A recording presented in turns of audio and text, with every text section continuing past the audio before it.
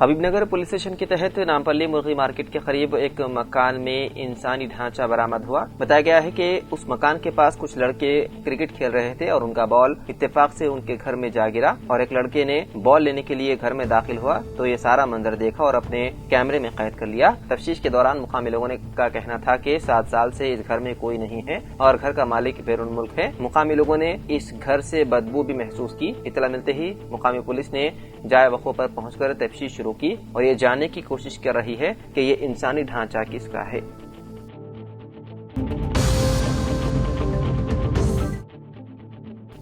تلنگانہ کے نارائن پیٹ ضلع کے مکتل ٹاؤن میں ایک افسوسناک واقعہ پیش آیا، جہاں شارٹ سرکٹ کی وجہ سے گھر میں آگ لگنے سے ایک 13 سالہ نابینا لڑکی زندہ جل کر فوت ہو گئی۔ پولیس کے مطابق مکتل کے نندنی نگر علاقے میں رہنے والے مزدور جوڑے کشٹپا اور سجاتا کے 2 بیٹیاں اور ایک بیٹا ہے۔ ان کی 13 سالہ بڑی بیٹی بھانو پریا کی بینائی مکمل طور پر ختم ہو چکی تھی۔ جب والدین مزدوری کے لیے گئے تھے، چھوٹے بچے کھیلنے کے لیے باہر چلے گئے، تب گھر میں صرف بھانو پریا ہی موجود تھی۔ اسی دوران شارٹ سرکٹ کے سبب گھر میں اچانک آگ بھڑک اٹھی، جس نے دیکھتے ہی دیکھتے سارا گھر اپنی لپیٹ میں لے لیا۔ آگ اتنی شدید تھی کہ گھر کا سارا سامان جل گیا اور بھانو پریا بھی زندہ جل گئی۔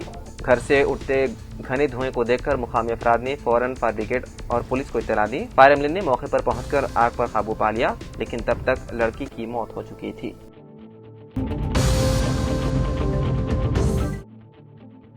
تلنگانہ کے میرپیٹ پولیس اسٹیشن حدود میں واقع جلیل گوڑہ کی سائی گنیش نگر کالونی میں پیر کو ایک ویلڈنگ دکان میں بڑے پیمانے پر آگ لگنے کا واقعہ پیش آیا۔ اس واقعے کے باعث مقامی افراد میں خوف و ہراس پھیل گیا۔ آگ کی لپیٹ میں کار میکینک شاپ، کار ڈینٹنگ شاپ سمیت اطراف کی دیگر دکانیں بھی آ گئی۔ مقامی افراد نے فوری طور پر آگ بجھانے والے عملے اور پولیس کو اطلاع دی۔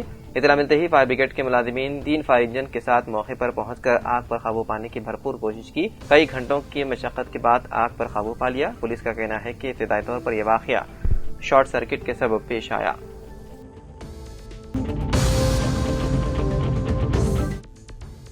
یہ خبر انتہائی افسوس کے ساتھ دی جاتی ہے کہ استاد الاساتذہ تنویر الحفاظ حضرت مولانا محمد عبدالغنی صاحب رحمۃ اللہ علیہ بانی و محتمم مدرسہ العربیہ تحفظ القرآن الکریم تاڑبن حیدرآباد اس دار فانی کو الوداع کہہ کر مالک حقیقی سے جا ملے۔ نماز جنازہ اتوار 13 جولائی کو 3 بجے دن عیدگاہ میرالم میں ادا کی گئی۔ اس سے متصل قبرستان میں تدفین عمل میں آئی۔ نماز جنازہ مولانا کے فرزند حافظ محمد زکریا نے پڑھائی۔ 68 سال کی عمر میں مولانا کا انتقال ہوا۔ پسماندگان میں 3 بیٹے اور 4 بیٹیاں ہیں۔ مفتی خلیل احمد نظامی امیر جامع نظامیہ، مفتی سید شاہ صادق محی الدین فہیم نظامی نے دعا کرائی۔ نماز جنازہ میں مولانا عبید اللہ اطہر ندوی کے علاوہ دیگر علماء و حفاظ کی کثیر تعداد موجود تھی۔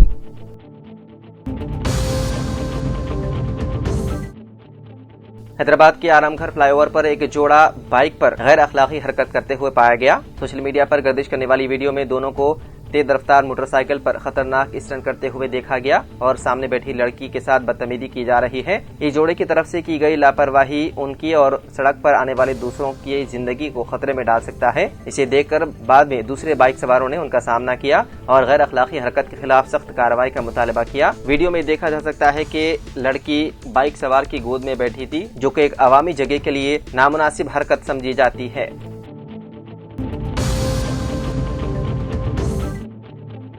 اتر پردیش پولیس نے پیر کی صبح ایک بڑے انکاؤنٹر کو انجام دیتے ہوئے معروف گینگسٹر سنجیو مہیشوری جیوا گینگ کے تیز نشانے باز یعنی کہ شارپ شوٹر شاہ رخ پٹھان کو ہلاک کر دیا۔ یہ کارروائی میرٹھ ایس ٹی ایف یعنی کہ اسپیشل ٹاسک فورس نے مظفر نگر ضلع کے چھپار علاقے میں انجام دی۔ ذرائع کے مطابق ایس ٹی ایف کو اطلاع ملی تھی کہ شاہ رخ پٹھان چھپار کے علاقے میں موجود ہے، جس پر فورس نے علاقے کا محاصرہ کیا۔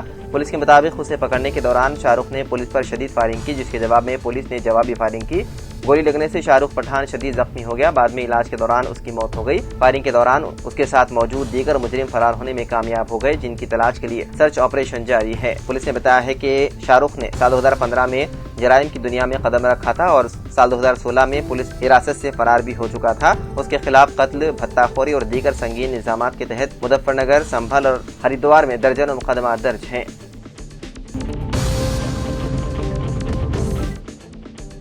تلنگانہ کے کریم نگر ضلع کے چوپادونڈی ٹاؤن سے تعلق رکھنے والے ایک ریونیو ملازم نے سسرالی رشتہ داروں اور خاتون سب انسپکٹر کی ہراسانی اور ذہنی اذیت کی وجہ سے خودکشی کر لی۔ تفصیلات کے مطابق 34 سالہ شرون کمار، جو کریم نگر رورل منڈل کے ریونیو دفتر میں ریکارڈ اسسٹنٹ کے طور پر کام کر رہا تھا، نے خاتون پولیس اسٹیشن کی سرکل انسپکٹر کی جانب سے مختلف مقدمات درج کیے جانے کے بعد مایوسی کا شکار ہو کر خودکشی کر لی۔ شرون کمار کی شادی سال 2021 میں کریم نگر سے تعلق رکھنے والی نیلیما سے ہوئی تھی، جن سے اسے ایک 4 سالہ بیٹا ہے۔ گزشتہ 1 سال سے میاں بیوی کے درمیان جھگڑے چل رہے تھے۔ اس کے بعد نیلیما اپنے مائکے چلی گئی تھی۔ حال ہی میں اس نے کریم نگر خاتون پولیس اسٹیشن میں شوہر کے خلاف جہیز کے لیے ہراسانی کیے جانے کی شکایت درج کروائی۔ شرون کمار اپنی فیملی کے ساتھ پولیس اسٹیشن گیا، جہاں مبینہ طور پر CI شری لتا نے اس پر مختلف دفعات کے تحت مقدمات درج کیے اور ذہنی طور پر شدید دباؤ میں مبتلا کر دیا۔ اس دباؤ سے تنگ آ کر شرون نے 7 جولائی کو ایک سیلفی ویڈیو ریکارڈ کی اور بعدازاں زہریلی دوا پی لی۔ اسے فوری طور پر اسپتال لے جایا گیا، تاہم وہ اتوار کے دن علاج کے دوران جاں بحق نہ ہو سکا۔ اس واقعے کے بعد متوفی کے والد نرسم لو کی شکایت پر پولیس نے اس کی بیوی نیلیما، اس کی والدہ، درمیانی افراد اور کریم نگر خاتون پولیس اسٹیشن کی CI شری لتا کے خلاف مقدمہ درج کر لیا۔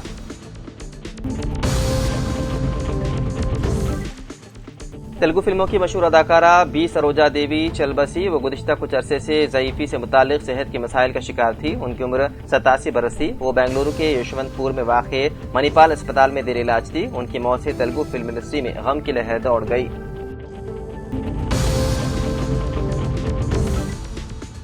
حیدرآباد کو اب تک مختلف شہروں کی طرز پر ترقی دینے اعلانات، بالخصوص پیشرو حکومت سے پرانے شہر کو استنبول، سکندرآباد کو ڈلاس اور اب وزیر اعلیٰ ریونت ریڈی کی جانب سے شہر نیو یارک کی طرز پر ترقی دینے کے منصوبے کے اعلان کے بعد اب حیدرآباد کو نیدرلینڈ کے شہر ایمسٹرڈم کی طرز پر رات کے اوقات میں کھلا رکھنے کی اجازت دینے کی منصوبہ بندی کی جا رہی ہے۔ ملک کے وہ شہر جو کبھی سوتے نہیں، ان کی فہرست میں حیدرآباد کو شامل کرنے کی حکومت سے منصوبہ بندی کی جا رہی ہے۔ رائے کے مطابق حیدرآباد اور سکندرآباد میں حکومت کی جانب سے نائٹ ٹائم اکانومی زونز کی تیاری کی جا رہی ہے، تاکہ شہر میں رات کے اوقات میں سیر و تفریح کے علاوہ تجارتی فروغ کو یقینی بنایا جا سکے۔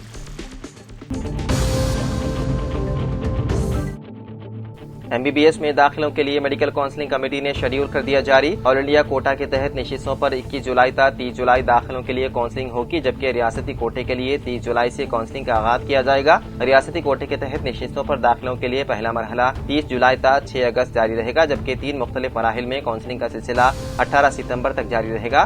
میڈیکل کونسلنگ کمیٹی سے جاری شیڈول میں MBBS کے علاوہ BDS کی نشستوں پر داخلوں کے لیے کونسلنگ کا عمل مکمل کیا جائے گا۔ تلنگانہ میں مجموعی اعتبار سے 9065 MBBS کی نشستیں موجود ہیں، جبکہ 4090 MBBS نشستیں 34 سرکاری میڈیکل کالج میں موجود ہیں۔ MCC سے جاری رہنمانہ خطوط اور قواعد کے مطابق ملک بھر میں 1 ستمبر سے MBBS کی کلاسز کا آغاز ہوگا۔ کالوجی نارائن یونیورسٹی سے جاری تفصیلات کے مطابق تلنگانہ سے نیٹ میں 70,259 امیدواروں نے شرکت کی تھی، جن میں 43,400 نے کامیابی حاصل کی۔